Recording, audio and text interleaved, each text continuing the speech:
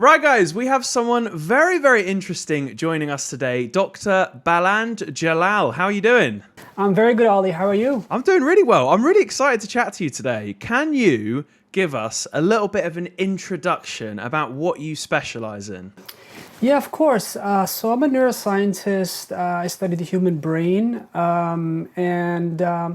there's a lot of things that I do study. One of the things I study is called sleep paralysis, which is this weird condition where you wake up unable to move or speak. You're paralyzed, and you might see ghosts and things like that. So really spooky phenomenon.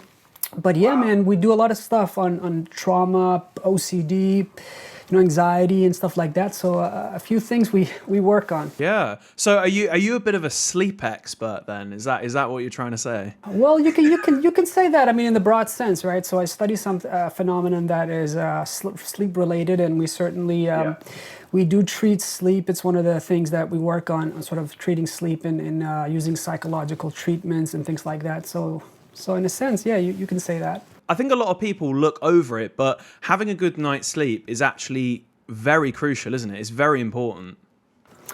Yeah, Ollie. I mean, having a good night's sleep is critical. I mean, there's so much that is that comes with having a good night's sleep. Basically, your entire body, your brain, sort of replenishes during sleep. I mean, think about it. We spend 1/3 of our lives sleeping, and then in and of itself shows you that something important is going on. Yeah. So yeah, for sure, it's critical. I'm definitely not so good with my sleeping patterns. Like sometimes I'll go to bed quite late, and then if I have to then wake up early, I will feel relatively groggy sometimes. But the majority, I take our unique CBD night drops before I go to bed, and that actually helps me sort of wind down because I feel like I'm a very much overthinker before I go to bed. I'm always sort of thinking about what I might have to do tomorrow, or like there's always things on my mind. Is there anything that you advise people if they are having struggles sleeping to do? Yeah. So personally, I don't usually do advice. I mean, I'm a scientist. I'm a neuroscientist. But in terms of the literature and the way that sleep is tackled and what we sort of tell patients in our treatment manuals and books and stuff is, yeah, absolutely. You have to be careful with caffeine, right? So if you take caffeine, if you drink something with caffeine, like coffee or something like that. I mean, a lot of it, if after 12 hours of intake, like 25% or so will remain in your system, after 12 hours. So when you can do the calculation, right? So it's really something that can disturb your sleep and for you, I think critically, Ollie, your sleeping issues. In a sense, emerge from your mind being overactive and sort of not being able to sort of quiet your mind and that's also a part of the whole anxiety fight and flight response that think about it in this way. If you are sort of your mind, right? So we have sort of the brain has an emotional core, the limbic system we call it, and so if these centers are overactive during the day, so you're an anxious person and you can't really turn off even into the evening, then for sure, I mean, that overactivity will spill over into the night and you just simply can't turn off easily. I definitely feel like that because if I have had like a really sort of stressful day, I genuinely find it really hard to sort of get to sleep. And I think it probably doesn't help as well that the majority of people now, before they go to bed, they're just constantly looking at their phone. And blue light, that has an impact on sleep quality, doesn't it? And getting a good night's sleep. It absolutely has. I mean, in our societies today, the way it's set up it's really not natural in terms of the way that we are wired, the way the brain is wired. I mean, we have light, light being exposed. We're exposed to light all the time, from all kinds of various places, whether it be screens or just having lights in the room. I mean, you turn these on, you have them on. It's unnatural, really, for the brain, and your brain really needs darkness into the evening so that you can sort of produce the right hormones for sort of timing your biological clock. So we all have this internal biological clock that will help us determine when we should be tired and when we should sort of feel sleepy. And that will be affected obviously by the light exposure. So if you were getting all this artificial light through your phones and whatnot, that biological clock will certainly be disrupted. And also we have certain hormones or molecules that will, help us fall asleep and stay asleep, besides sort of the melatonin I was talking about before. And these are sort of suppressed by all this light and stuff. So yeah, definitely. And is there kind of a real sort of optimal level of like what time you should go to bed or how long you sleep for? Because you can also oversleep, can't you? I've done it many times. Well, tell me, how do you feel? How do you feel after these oversleeping events, Ali? Tired. I feel more tired than normal. And sometimes when I have less sleep, I actually feel a lot more awake. And I do think that does have a dependency on, what time I've sort of gone to bed, whether I have been stressed, whether I've taken CBD or not, whether I've had alcohol the night before. I found a lot that, when I'd have alcohol, my night's sleeps were just so bad. I just never got a good night's sleep when I drink. Oh yeah, well, alcohol does have this tendency to disrupt your sleep. So that is well known. So it will disrupt your sleep. It will cause fragmented sleep. It won't allow you to get really good quality sleep. Now, in terms of what you're saying, oversleeping, I think the science on that is not 100% clear, and whether you can actually oversleep. So I think it's up in the open, and there's various views on it. There's some data suggesting if you're oversleeping, that could be really bad, but it's not clear whether it's because people who have underlying issues, they simply sleep longer. You know what I mean? So your body needs more sleep, and so you sleep for longer time. So there's a lot of correlational research, so to speak. In other words, the link is not 100% sure, but you're right. I think probably you can oversleep, but in terms of the science, it's not 100%. I've heard scientists say that your body will just sleep the amount that it needs, and that's it. But I think as from a scientific perspective, it's not 100% clear. But certainly, I can feel that too. When I oversleep, I won't feel as refreshed, right? So I think so. The consensus or the view in science is that you need probably around 7 to 9, right? So around 8 hours of sleep, approximately. Are there any kind of immediate sort of short-term or long-term effects of not getting enough sleep? Oh yeah, not getting enough sleep. I mean, sleep is critical for a lot of things, right? So for your immune system is pretty much replenished during sleep. So during the deep stages of sleep. So sleep, is divided into non-REM sleep and REM sleep. So there are several stages you go through each night in 90-minute cycles. And during the deep sleep, which is before the REM phase of sleep, and so it's with the viewers, right? So during REMs, so sleep, so you have the first few stages where you sort of, you go into sleep, you become more and more tired, and then sort of going into this stage where you are sort of having deep sleep, which is called slow wave sleep in scientific terms. Now, in this stage, your immune system is replenished, your muscle function and stuff like that, DNA repair. So it's a critical stage for sleep. And so if you don't get enough sleep, right, then you can get injuries if you do sports. Your memory will be poorly affected. So your concentration abilities. I mean, there's so much. I mean, your insulin won't work as well. So I definitely can feel it when I haven't slept well. I know when I wake up if I've had a good night's sleep or not. You can very much tell with that. I used to actually, when I used to get tired during the day, I would normally have a bit of a power nap. And there was this app that I used to use, and it sort of gave you two suggestions. It was either you do a 20 minutes or you do like a 45 minutes. The 20 minutes, I felt like for 10 minutes or 15 minutes, I'm trying to get to sleep, and then I'd only sort of be asleep sort of in a REM stage. That's before you go into a deep sleep, right? Well, no. So deep. So you have stages 1, 2, 2, 3, 4. 4 is the deep stage, right? The deep sleep stage, where you have all this replenishment going on, and then you go into deep to REM sleep. Now, during REM sleep, which is really interesting, and that's really where my focus has been on, your body is entirely paralyzed from head to toe. The reason for this actually is because you will have vivid and lifelike, crisp dreams.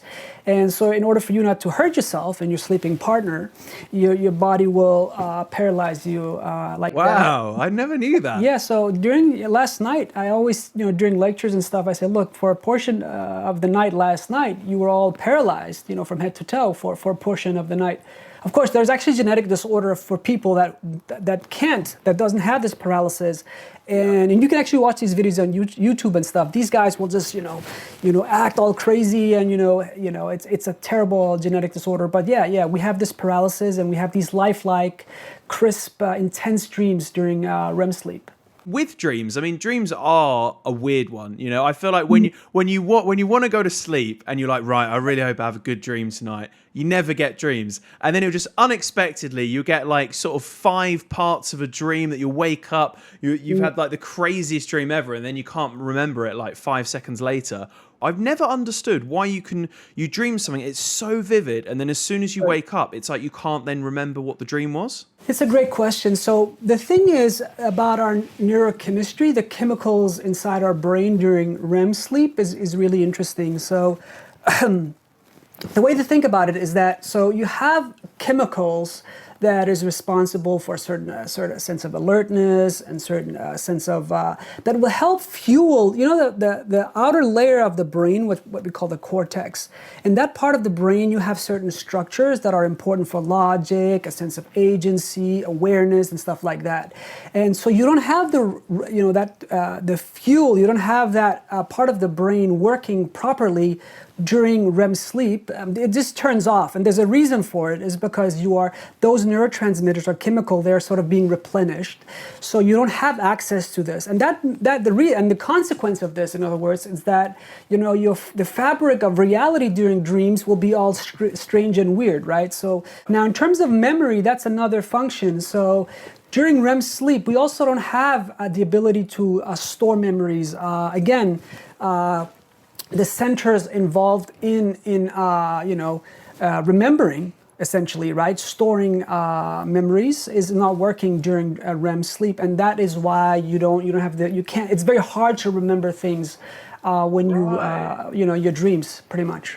It's so interesting because when you think about sleeping, you're like, oh, I'm just going to have a good night's sleep tonight. But there's so much more to it, isn't there? There's so much more to it. It's honestly incredible. And would you say that if you get into a routine of having better night's sleep and not drinking coffee before you go to bed and alcohol and so on and so forth, do you think that will then have an overall impact on how you feel the next day, with reduction in stress and anxiety, and just sort of almost like a performance enhancing yourself by just getting that quality rest time? Oh, absolutely. Getting good sleep will, for sure, it will help in a lot of ways. You will have improved cognition, thinking, memory, physical, performance will be improved, the ability to repair muscles, your all those functions will be improved, and you will have a longer life. I mean, it turns out that by sleeping and having good quality sleep, you will have a longer life, and you will be more disease-free. You will be more free of sort of dementia. So during the deep sleep stages, absolutely. So during the deep sleep stages we talked about, you actually have this process where your brain, there's this cerebral spinal fluid that will clean up your brain, so to speak, from all the toxins that's built up during the day.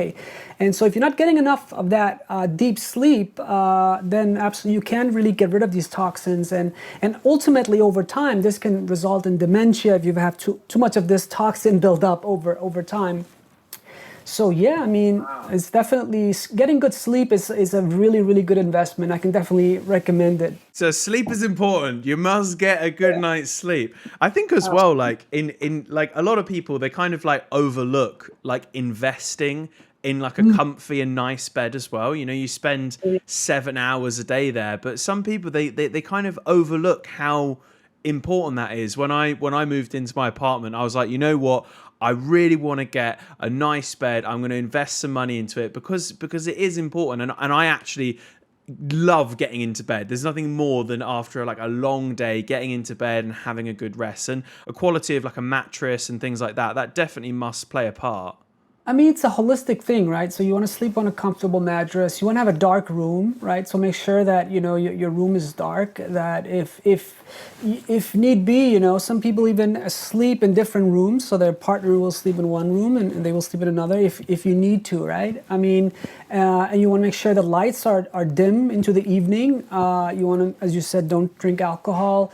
If you want to have good night's sleep, caffeine, you want to definitely reduce that too, especially in the evening as well. So reduce that. I mean, there's so many things you want to do. Actually, even exercise. I mean, it turns out exercise is probably best. I mean, at least for some people, done early. It can also have an effect on these biological clocks that determine how you sleep and when you feel sleepy. So there's definitely it's a whole lifestyle thing that you just want to incorporate, and then your quality of life will improve as a result of that. So yeah, man, it's really a good thing to, if you want to take care of yourself and think in long terms. So as well as you specializing in sleep and becoming a sleep expert, you also do a lot of stuff around mental health, right? Yeah, we do. So we do study mental health. We do study things like OCD, anxiety disorders, and develop treatments for these things. So yeah. I first started to experience real anxiety and quite a lot of stress probably about 4 or 5 years ago, and I didn't actually know that I had anxiety, or really what anxiety was, because it's quite a complex thing to sort of talk to someone about and find out what it was. But I used to, with YouTube, I used to get invited to lots of different events, and you go and sometimes there would be viewers there that are waiting for you and photos, and sometimes the events, they would just get a bit crazy and a bit hectic, and some events I went to, there would be thousands and thousands of people there. Well, and I honestly really struggled, and that was actually then sort of what led us into creating Unique CBD. My mum actually first originally introduced me to CBD and was like, oh, why don't you take this to sort of calm your nerves and anxiety, because it was something that I didn't really know how to control. And I started then off the back of that trying to do little bits of like meditation in the morning to just get my mind a bit sort of clear and so I could focus properly. Interesting. Yeah. So that's how you figure out you had anxiety, huh? Did you have anxiety as a kid, or? No, I didn't. I mean, if I did have anxiety as a kid, I don't think I ever knew I did. I mean, I was a bit of a goody two shoes. Like, if I got in trouble, I would they'd tell me, I'd break a pencil or something, and I thought the world was over. I had so much fear that I was going to get in trouble and this. So maybe that was a sense of anxiety when I was a lot younger. Is there anything that that you can do to really combat anxiety and stress within sort of specific moments if you're feeling like very overwhelmed? Yeah, it's a good question. So how do you combat anxiety and stress and things like that? I mean, we live in a society these days where people do experience a lot of anxiety, a lot of stress. And so the way that we treat anxiety and stress it's a lot. There's a lot of components to it. So if you immediately sort of have an attack or just feel like very anxious, I mean, there are things you can do right away. Things like your breathing techniques and sort of breathe in certain ways. Breathe in through your nose maybe, and sort of breathe out slowly and stuff like that can help. I mean, we don't really work on that, but certainly.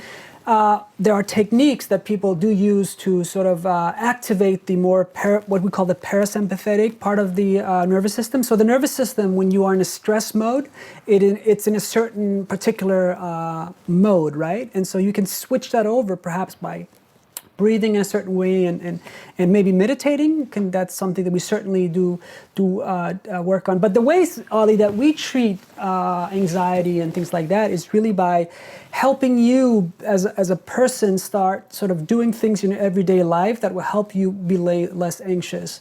And so that could just be being mindful of things. So we do a lot of things. Have you heard of mindfulness? Yes. Yeah, so we do a lot of things around that. And by mindfulness, what we do is that we have patients with anxiety disorders, with trauma and stuff like that, start becoming more aware of their surroundings, around sort of the everyday life. And the key thing here is what we're doing is that we're training attention. So we all have sort of an attention span, and if you are anxious and you are a worrier, somebody who worries a lot, your attention will be fragmented and scattered all over the place.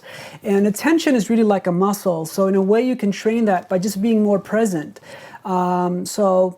So we might say, look, Ollie, when you go outside today, just notice the leaves. Notice the trees, notice the grass, notice the clouds. I mean, it sounds a bit, trivial, right? Yeah. But the thing is, we do sort of, we train sort of one's attention to be more focused and anchored in the present moment, so it doesn't sort of go in all directions and go into sort of negative patterns. So that's something that we do.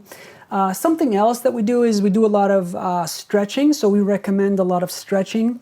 And again, might sound weird. Like, why would you recommend stretching, right? I mean, we're not like athletes or whatever, but we do that. And it turns out, when you are anxious and you have elevated cortisol and the stress hormones are sort of overactive, you will have a lot of tense muscles, and then you will start worry about those tense muscles. So by doing like stretching and stuff like that, you will actually get rid of some of that worry and also just become more flexible in your body, and then have sort of a positive impact on anxiety in turn. So yeah, some of that stuff that we do that. Yeah. Because exercise is quite a good sort of stress reliever, isn't it? Absolutely. So exercise is another thing that we certainly would recommend, right? So exercising, it's a good thing. Particularly, I think, high intensity exercise is really, really good. So stuff that gets your heart pumping and your cardiovascular system, going. Yeah. That's really, really very good. I mean, it's been an incredibly difficult year.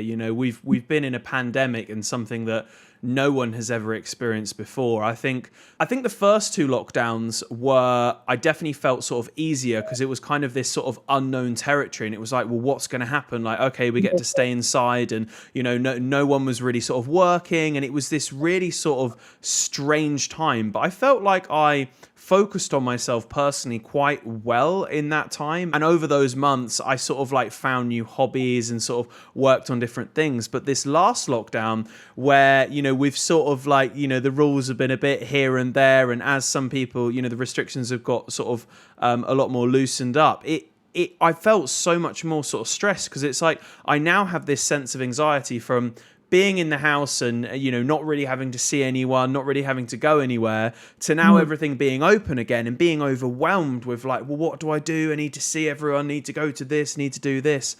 I mean, yep. It's been an incredibly difficult time. I definitely feel a lot better in myself now, but I think for a while I felt really crap, and I tried to sort of exercise every single day.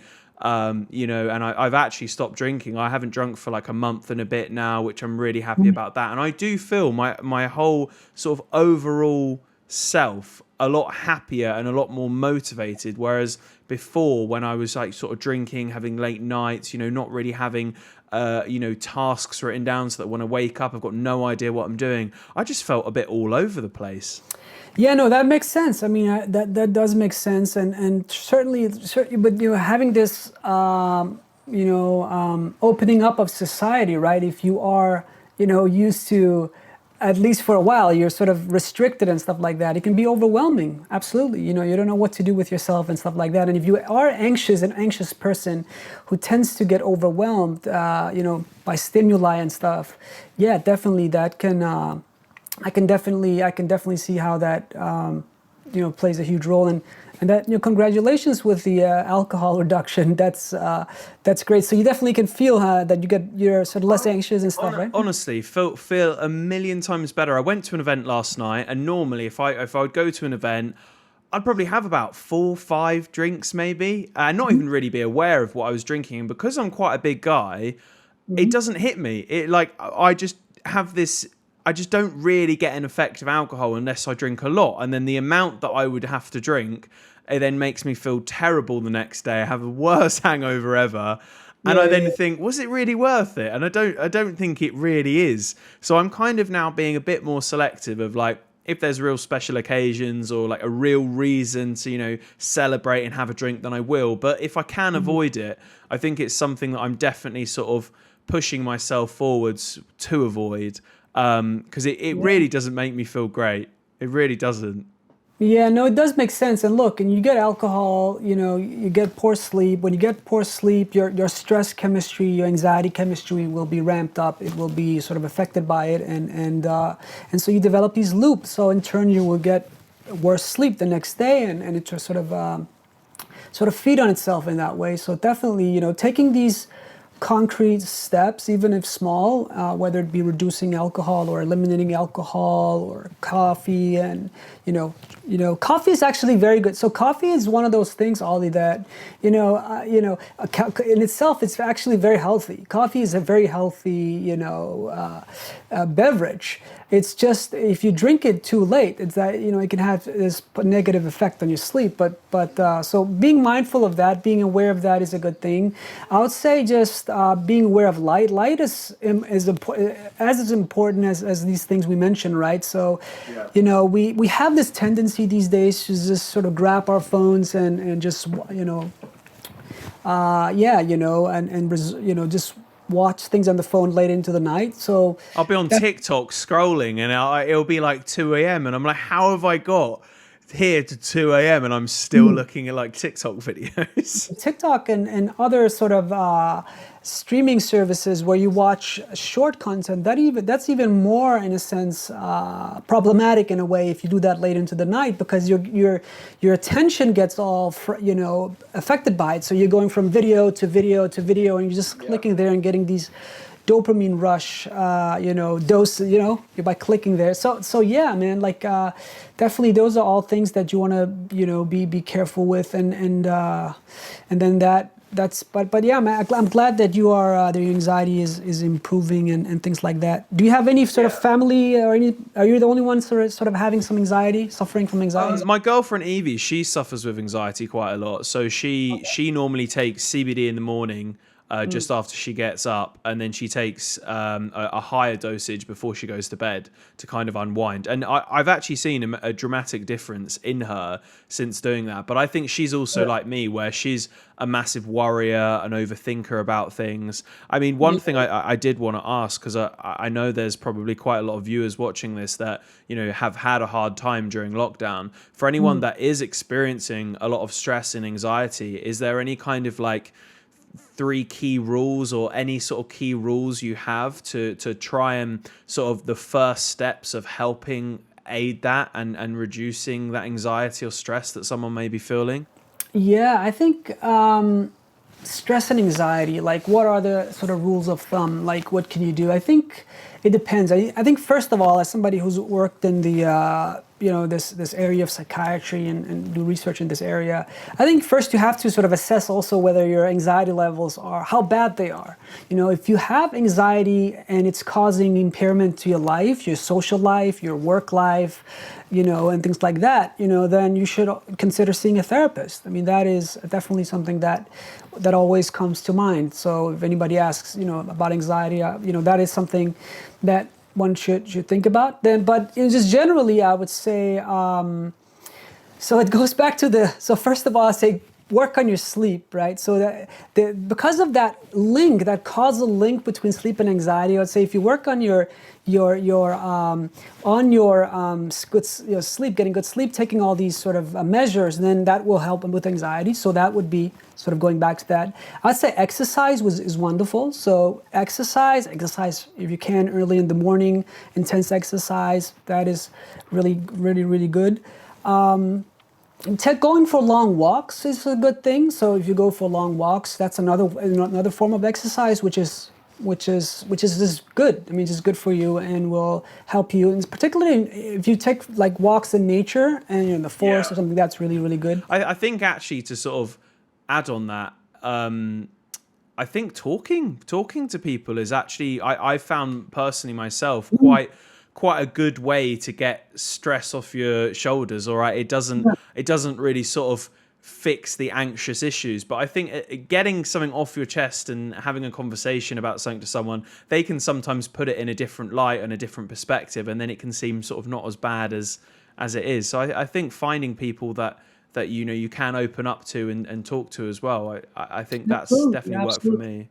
That's definitely that's very true. So I would say that's another part of it as well. Yeah, absolutely. Thinking about what are you anxious about, and then you can share it with other and see the illogical aspect of usually what people are. So people are, they have anxiety about certain things, but when you really, examine what they're anxious about, it's usually illogical things. It's over, exaggerating certain things, whether it be perfectionism, whether it be social situations that people fear. So you might have social anxiety issues, and just thinking about how illogical and these things are, that can also help. And that's a part of actually a school of thought within therapy. So something called cognitive therapy, where you challenge some of these beliefs, some of these sort of.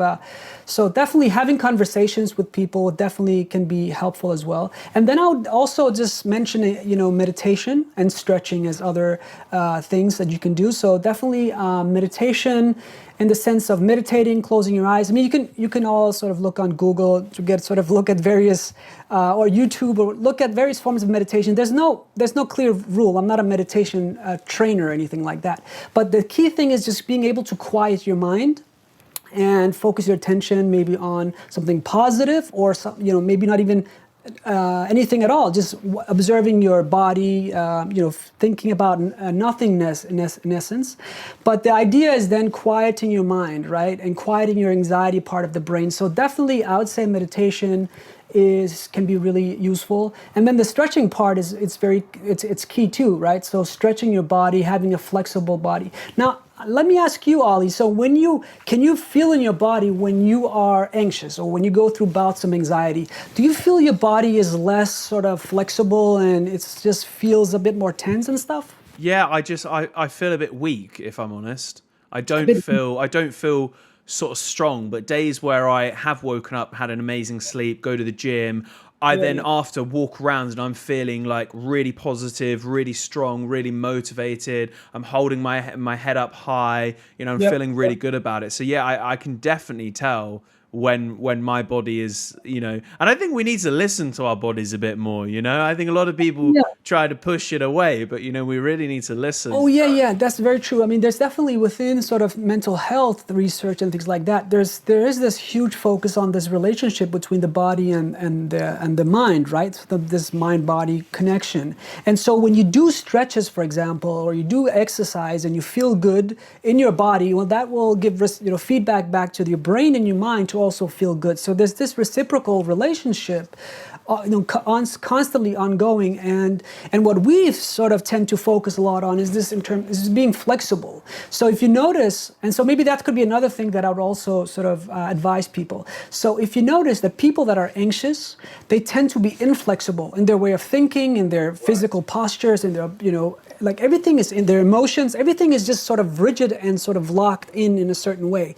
They're unable to sort of just having a flexible, view of the world, right? And what are examples of this? I mean, this could just be thoughts about certain things. If I go and do, so what's something that you would be anxious about, Ali? And then let's examine how that is a rigid thing. I think public situations at the moment, I felt slightly stressed and anxious going to an event last night because I knew that there were going to be people there, and I think actually I've been anxious to sort of get in front of a camera and sort of be in a very sort of relatively big social gathering setting because I haven't for so long.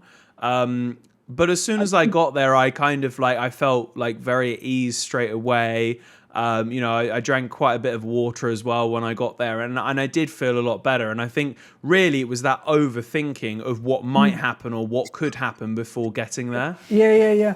No, definitely. And if you think about it again, I mean, that is all forms of sort of rigid, one-dimensional thinking. And then if you challenge your mind, right, and just take a more flexible approach, say, look, I mean, nothing will happen by me going there, doing this, by me speaking. I mean, if there's something that you want, right, if you want to do more of this, you're going in front of the camera again and stuff like that. You just be more flexible, pretty much, and then sort of train your mind to be more flexible. And also, I'd say this, look, if you look at people that are anxious, right, you will notice that they tend to get stuck on certain emotions, whether it be anger, resentment, jealousy, and stuff like that. And so challenging those things too, I think is a key thing that can be positive. And just also just working on the positive emotions, meaning like, so positive emotions, so forgiveness.